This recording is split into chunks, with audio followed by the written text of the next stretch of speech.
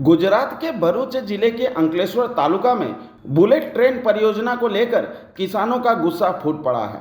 उटियादरा सहित आसपास के गांवों के किसानों का आरोप है कि परियोजना के निर्माण कार्य के कारण बारिश के पानी का प्राकृतिक निकास बाधित हो गया है।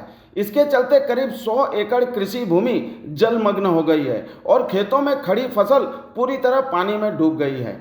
किसानों का कहना है कि उन्होंने इस समस्या को लेकर कई बार परियोजना अधिकारियों के समक्ष शिकायत दर्ज कराई, लेकिन अब तक कोई ठोस कदम नहीं उठाया गया।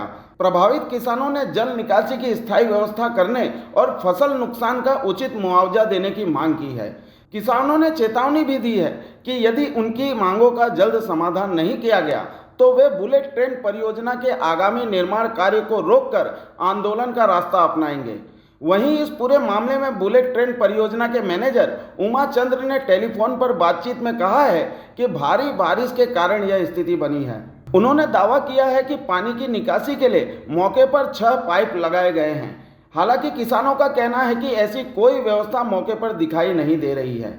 फिलहाल जल भराव को लेकर किसानों और परियोजना प्रबंधन के बीच विवाद गहराता जा रहा है।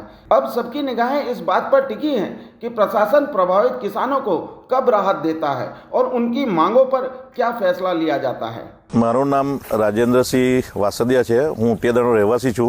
आज सवारे ખેડૂત લોકોનો फोन आव्यो कि तमारा खेतरमां आपणा बधाना खेतरमां पाणी भराई गया है।